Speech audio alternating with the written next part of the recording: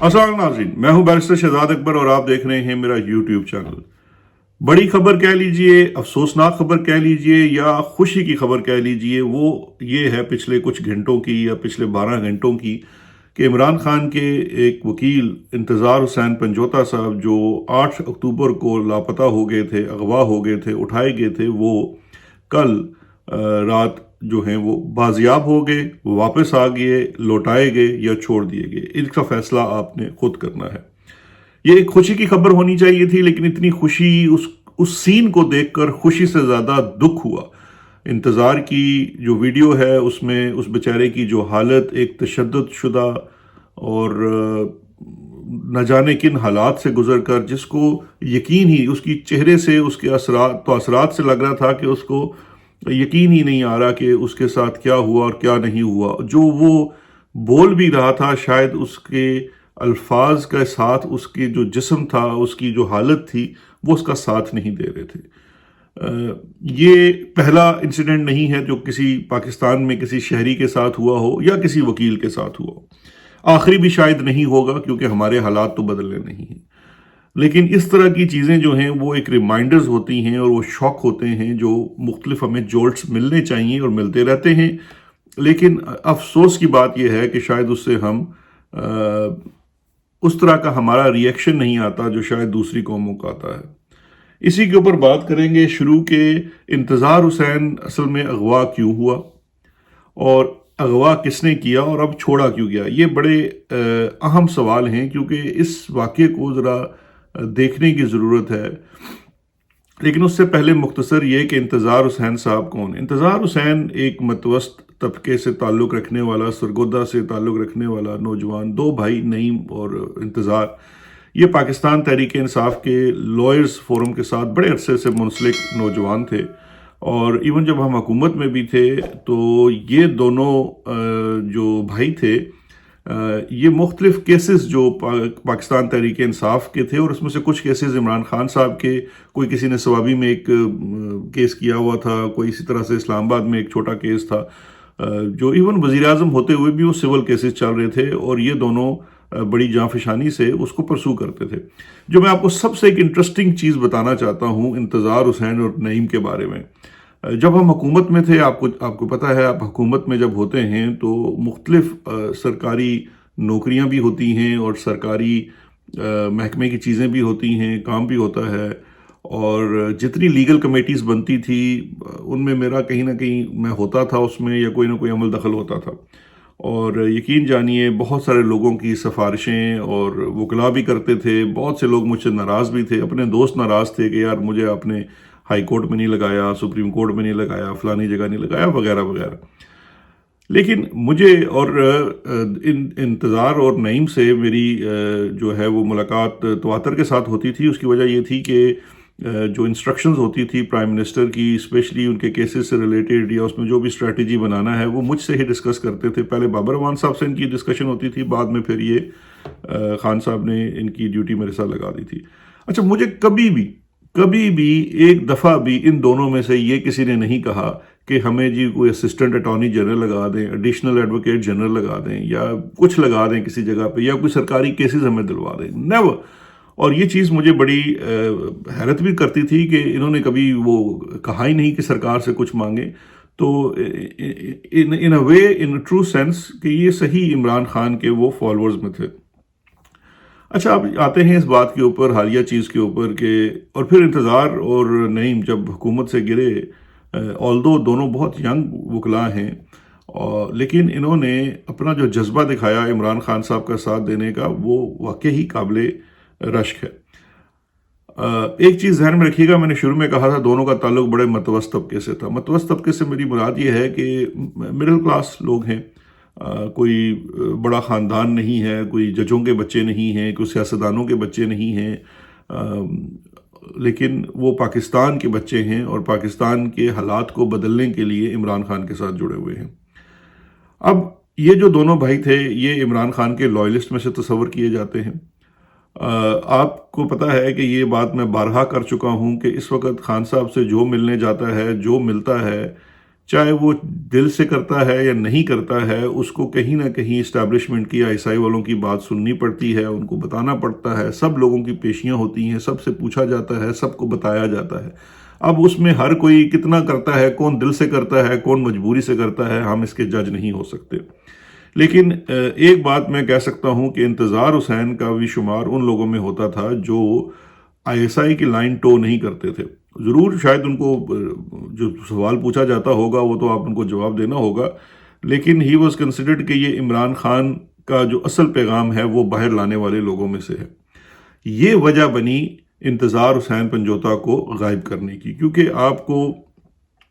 یاد ہوگا کہ یہ واقعہ ہے جس وقت یہ پورا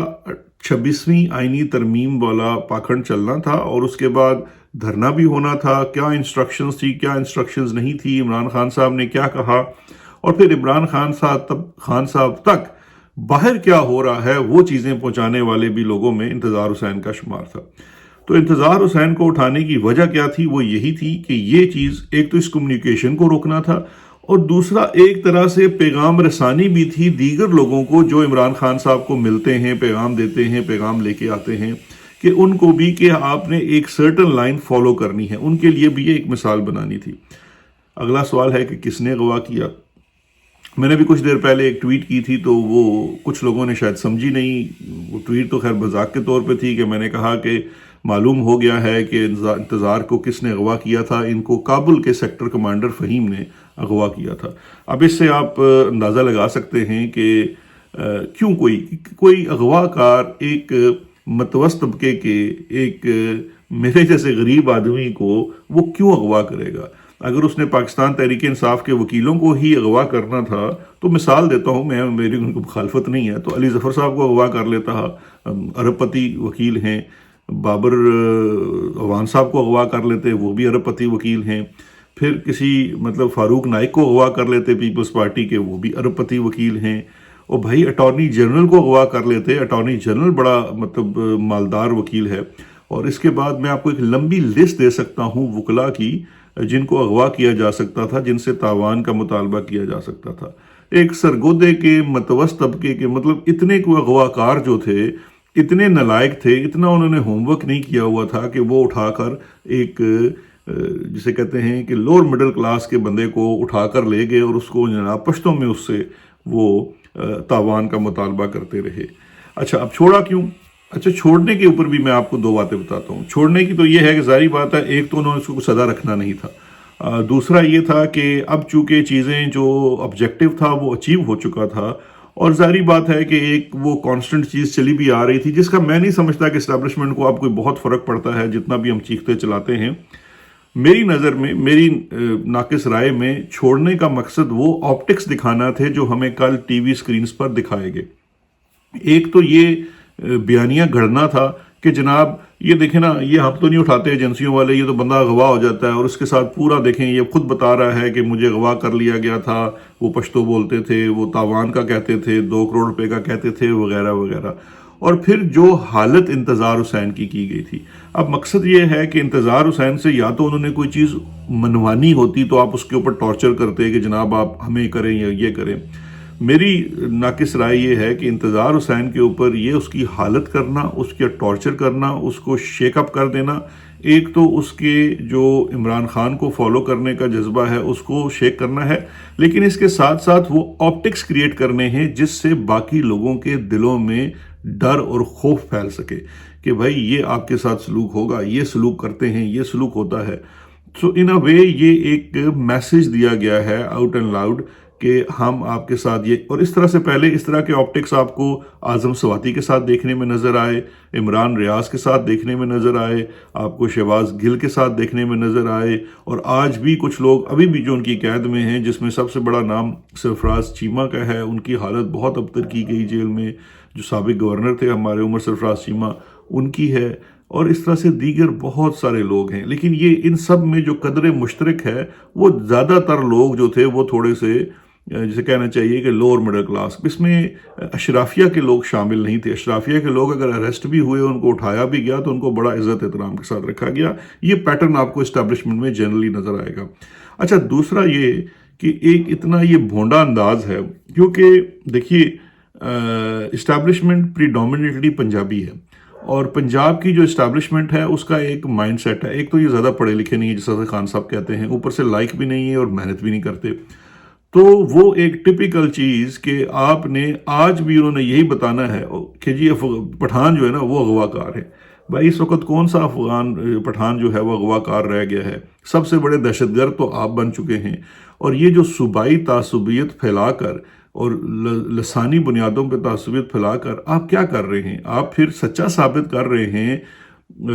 پی ٹی ایم والوں کو جو یہ کہتے ہیں کہ یہ پنجابی اسٹیبلشمنٹ ہے جو پٹھانوں کو دبا رہی ہے۔ آپ وہ تعصبیت کو پروان دینا چاہتے ہیں جس کی بنیاد کے اوپر آپ نے ماضی میں بنگلہ دیش بنوایا تھا، تو اتنے آپ جاہل ہیں۔ اور یہ بات اس میں ڈلوا کے جی کہ وہ پشتو بولتے تھے اور وہ کرتے تھے، یہ بھی اسکرپٹ جو ہے نا یہ کسی پنجابی ذہن کا، اسٹیبلشمنٹ ذہن کا بنا ہوا ہے۔ میں اس چیز کے اوپر بالکل نہیں جاؤں گا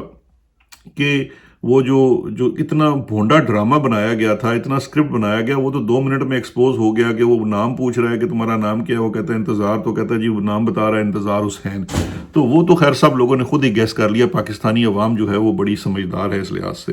لیکن یہ جو آپٹک تھی اس کا مقصد جو تھا وہ ڈر اور خوف پیدا کرنا تھا۔ جس طرح سے اب اس سے ملتی ہوئی چیز کو آپ غور کر لیجئے کہ 2-4 روز قبل لنڈن میں جو احتجاج کرنے والے لوگ تھے، اور اسپیشلی جنہوں نے قاضی فیض عیسیٰ کے خلاف احتجاج کیا، جن کے اوپر جھوٹا پروپیگنڈا کیا جا رہا ہے کہ انہوں نے اٹیک کیا، میں بھی دیکھ رہا تھا وہ چیکو بھائی نے بھی کہیں کو مذمت کر دی ہے، وہ بھی آج میں ان سے ملوں گا اور ان کو کہوں گا کہ ان کو مذمت نہیں کرنی چاہیے تھی۔ دیکھیے اگر واقعہ ہی اٹیک ہوتا، اگر واقعتاً اٹیک ہوتا کسی کی گاڑی کے اوپر یا گالی گلوچ ہوتی ہے تو اس کو ہمیں مذمت کرنی چاہیے، لیکن یہ جو جھوٹا بیانیہ 9 مئی کی طرز پہ بنایا جا رہا ہے، اس کی مذمت ہمیں قطعاً نہیں کرنی چاہیے۔ نہ دیکھیے پاکستان تحریک انصاف سے تعلق رکھنے والے یا اوورسیز پاکستانی، یہ اٹیک والا تو بالکل ایک جھوٹا بیانیہ ہے، اور اس کے اوپر آج میں یہ بات بھی کروں گا کیونکہ آج اس لندن میں دھرنا بھی ہے، اور میں نارملی نہیں جاتا ہوں، اس میں ملٹیپل ایشوز ہیں، لیکن آج جانے کی اصل وجہ یہ ہے کہ ان چیزوں کے اوپر تھوڑی سی کلیئرٹی کی ضرورت ہے۔ میں اپنے لوگوں سے یہ اپیل بھی کروں گا کہ ہم گالی گلوچ نہ کریں۔ جس طرح کل ایک ویڈیو تھی جس میں قاضی فیض عیسیٰ سڑک پہ جا رہا ہے، اس کو گالی نہ دیں،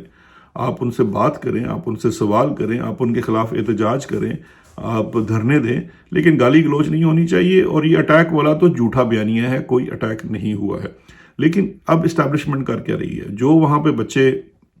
احتجاج کرتے ہیں ان کی فیملیز کو، ان کے دوستوں کو پاکستان میں ٹارگٹ کیا جا رہا ہے۔ وہ ایک سارا میر ہیں، ان کی میں دیکھ رہا تھا سوشل میڈیا پہ، ان کی فیملی کو، ان کی والدہ کو ٹارگٹ کیا جا رہا ہے۔ اس طرح سے ایک اور نومی خان ہے، اس کی فیملی کو ٹارگٹ کیا جا رہا ہے۔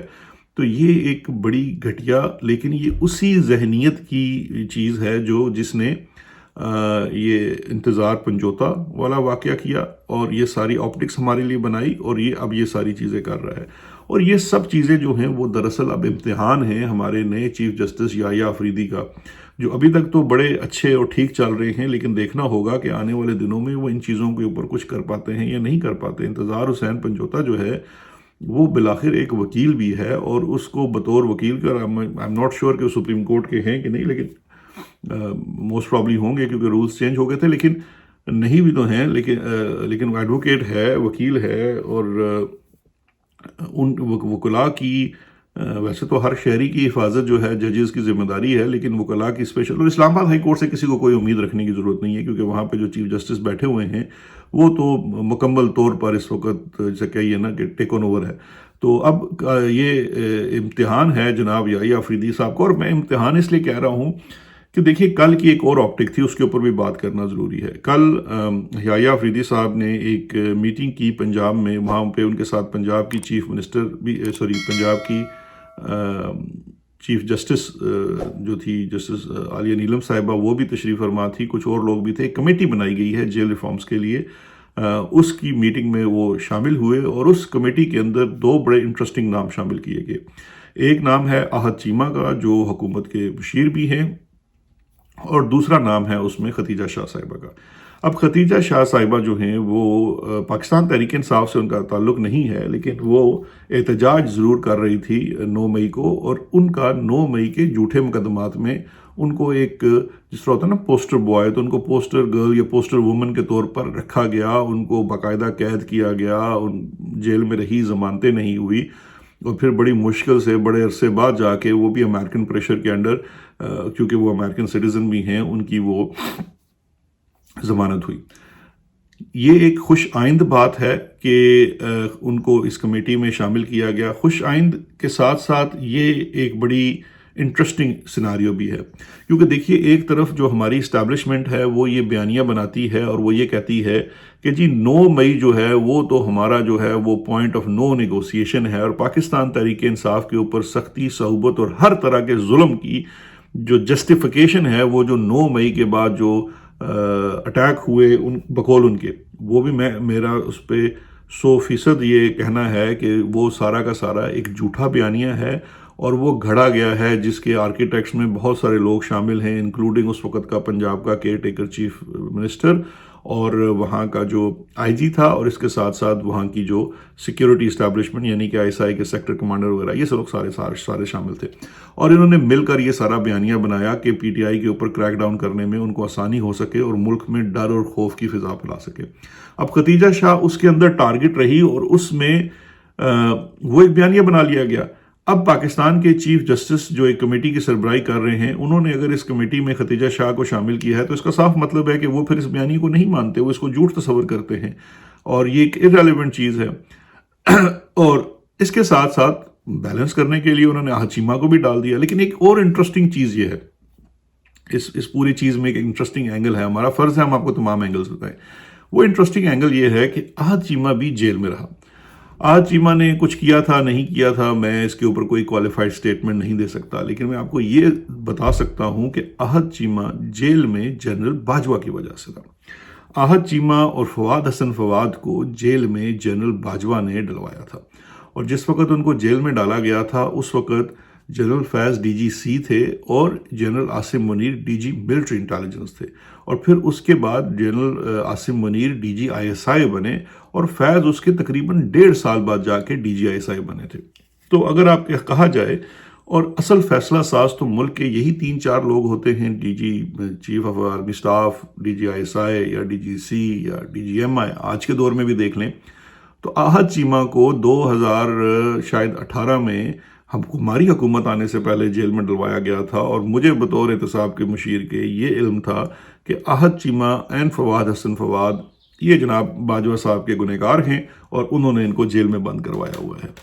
اور اب جو ختیجہ شاہ صاحبہ ہیں وہ اس وقت کے army chief general Asim Munir کے کہہ لیجئے کہ اس کے اوپر تھی۔ اب یہ 2 لوگ، ان کو آپ اس لحاظ سے کہہ سکتے ہیں کہ ان 2 کو ڈیو پروسیس نہیں ملا ہوگا۔ تو اب ان 2 کو جو ڈیو پروسیس نہیں ملا، ان کو جیلوں میں ہونے والے مظالم یا جیلوں کی جو سختیاں ہیں، جیلوں کی جو کنڈیشنز ہیں، اس کے اوپر بنائی جالی کمیٹی میں چیف جسٹس کی طرف سے ڈالنا نہ صرف خوش آئند ہے بلکہ اسٹیبلشمنٹ کو ایک چیک میٹ کرنا بھی ہے، جو کہ پھر میں کہوں گا کہ خوش آئند ہے، کیونکہ اس کا مطلب یہ ہے کہ جسٹس یحییٰ آفریدی جو ہیں he means business and if he means business then he needs to start correcting all these wrongs۔ میں سمجھ سکتا ہوں کہ یہ چیزیں اوور نائٹ نہیں ہوں گی، اس میں یحییٰ آفریدی صاحب کو بہت سارے لوگوں کا ساتھ چاہیے ہوگا، اور سب سے بڑھ کر ان کو اپنے ادارے کا ساتھ چاہیے ہوگا، جس کا سب سے بڑا ٹیسٹ جوڈیشل کمیشن کا کچھ دنوں میں ہونے والا اجلاس ہے، جہاں پہ انہوں نے آئینی بینچ کا سربراہ چننا ہے، اور یہ دیکھنا پڑے گا کہ ان کے اپنے ادارے کے جسٹس امین الدین کس طرف کھڑے ہوتے ہیں، آیا وہ ان کے ساتھ کھڑے ہوتے ہیں یا ان سے الگ کھڑے ہوتے ہیں۔ اور ایک اور چیز اسی ایشو کے اوپر چلتے چلتے میں کہہ دوں کہ یہ تو میرا تھا آپٹمسٹک اپروچ۔ اب آپٹمسٹک اپروچ اس لیے کہہ لیجئے کہ یہ چیزیں مجھے اچھی نظر آ رہی ہیں اور بہتری کی طرف ہوتی نظر آ رہی ہیں، لیکن ساتھ ساتھ میرے اندر سے ایک وہ کہتے ہیں نا نیگیٹو سوچ بھی آ رہی ہے، اور نیگیٹو سوچ یہ ہے کہ کہیں یہ سارا کوئی اشرافیہ کلب تو نہیں ہے، کیونکہ دیکھیے ختیجہ شاہ، آہد چیمہ، ہمارے چیف جسٹس صاحب، یہ وہی ہمارا اشرافیہ ایک ایلیٹ کلب ہے، ایچسونینز، کراچی گرامر اور اس طرح کے، اور اگر ان کے ساتھ سسٹم میں کوئی زیادتی ہو جاتی ہے تو وہ سسٹم جو ہے اس میں بیٹھے ہوئے لوگ جو اسی اشرافیہ کا حصہ ہیں اس کو زیادہ فیل کرتے ہیں. اس قسم کی فیلنگ جو ہے وہ دیگر لوگوں کے لیے شاید کم ہوتی ہوگی. تو اللہ کرے میرا یہ والا خدشہ جو ہے وہ صرف میرا وہم ہو اور ایک نیگیٹو سوچ ہو، اور اس کمیٹی میں اشرافیہ کے 2 لوگ جن کے ساتھ مظالم ہوئے ہیں ان کو شامل کرنا دراصل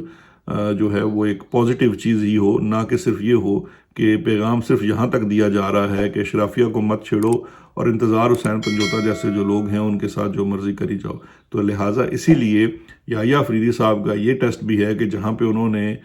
یہ والا اچھا قدم اٹھایا ہے ختیجہ شاہ کو اور راحت چیمہ کو بھی فار دیٹ میٹر اس کمیٹی میں شامل کرنے کا، وہاں پہ ان کو انتظار حسین پنجوتا والے ایشو کے اوپر بھی کوئی نہ کوئی قدم اٹھانا چاہیے.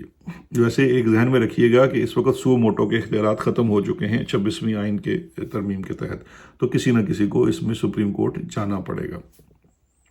اچھا جی، اب چلتے ہیں آخری چیز کے اوپر. میں نے چیزیں تو آج بہت لکھی ہوئی تھی لیکن ان کو آہستہ آہستہ آپ سے ڈسکس کریں گے. پنجاب حکومت کی جانب جناب، پنجاب حکومت میں ہماری جو مریم صاحبہ اور ان کے پاپا ہیں وہ بہت شدت کے ساتھ جناب وہ بار بار بات کر رہے ہیں کہ وہ پی آئی اے کو اپنانے کی بات کر رہے ہیں، اور کتنی مطلب وہ اس میں نے کل بھی بات کی تھی، کچھ باتیں جو رہ گئی تھی وہ آج آپ سے کر دیتے ہیں، اور اس بات کو دہرانے کی ضرورت ہے کیونکہ اس سے آپ کو اندازہ ہوگا کہ ان باپ بیٹی کا مائنڈ سیٹ کیا ہے. اب دیکھیے مریم صاحبہ جو ہیں وہ کہہ رہی ہیں کہ جناب وہ پی آئی اے ہم لے لیتے ہیں. ان کے ابا جان کہہ رہے ہیں کہ مریم نے مجھ سے ڈسکس کیا کہ ہم پی آئی اے کو ٹیک اپ کر لیتے ہیں، ٹیک اوور کر لیتے ہیں. لیکن اب جو آن گراؤنڈ ریالٹی ہے کہ پنجاب حکومت اپنے سکولز اور کالجز نہیں چلا سکتی ہے اور ان کو وہ بیچ رہی ہے پرائیویٹ سیکٹر کو. اور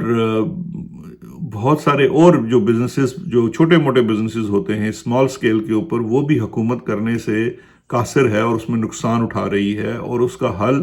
جو کہ آبویس ہے وہ ان کو بیچ کر ان کو پرائیویٹ سیکٹر میں ڈال کے کیا جا رہا ہے، جس کی سب سے بڑی مثال اور ایک سوالیہ نشان بھی ہے کیونکہ ایجوکیشن از فار موسٹ اور پرائمری چیز ہوتی ہے،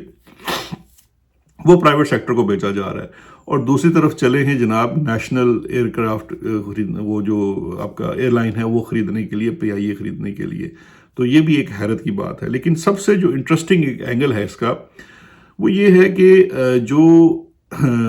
آئی ایم ایف کی ایک کنڈیشن تھی کہ تمام صوبے جو ہیں وہ اپنے بجٹ میں جو وہ سرپلس ہوگا اس کو پوسٹ کریں گے واپس، کیونکہ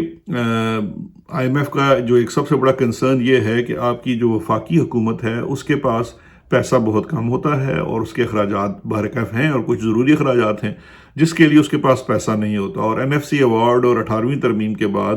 جو میجورٹی آپ کا ریونیو ہے وہ صوبوں کو واپس چلا جاتا ہے. اب وہ جو صوبوں کو واپس جاتا ہے تو اس میں صوبے اب تقریباً عیاشی میں جا چکے ہیں کیونکہ وہ بہت سارا کام پولیٹیکل کنٹیجنسیز کی وجہ سے ابھی وفاق بھی کر رہی ہے، یا تو وفاق وہ کام کرنا چھوڑ دے. اب وہ خرچہ وفاق میں بھی ہو رہا ہے اور صوبوں میں بھی ہو رہا ہے. تو آئی ایم ایف نے ایک کنڈیشن یہ رکھی تھی کہ تمام صوبے جو ہیں وہ سرپلس پوسٹ کریں، اور اس میں اس کو کمپلائی کیا، سندھ نے بھی کیا، بلوچستان نے بھی کیا اور کے پی نے بھی کیا. پنجاب نے اس کو کمپلائی نہیں کیا، اور پنجاب نے اس میں بجائے اس کو کمپلائی کر کے کہ بجٹ کو سرپلس کر کے اس کو پوسٹ کریں واپس فیڈریشن کو، انہوں نے 160 ارب کا تقریباً یہ لگ بھگ ہے وہ خسارہ پوسٹ کیا، یعنی کہ خسارہ دکھایا 160 ارب کا. اور اس وقت شاہ خرچیوں کی پوزیشن یہ ہے کہ ایک طرف 160 ارب کا خسارہ دکھایا لیکن کوئی اس پہ بات نہیں کر رہا. کیوں؟ کیونکہ خسارہ دکھانے کے ساتھ ساتھ مریم صاحبہ نے، ان کی حکومت نے صحافیوں کے لیے کو 3000 سے زائد پلاٹ دینے کا اعلان کر دیا. اور جس دن انہوں نے یہ اعلان کیا اس دن ان کی پریس کانفرنسز دیکھنے والی تھی، وہاں پہ ہمارے بیچارے صحافیوں کی لائنیں لگی ہوئی تھی. اور یہ جو پاپا کی پری ہیں انہوں نے کمال اپنے والد صاحب سے سبق سیکھا ہے، کیونکہ ان کے والد صاحب نے تو صرف وہ میر شکیل صاحب کو اور اس جیسے بڑے بڑے صحافیوں کو پلاٹ دیے تھے،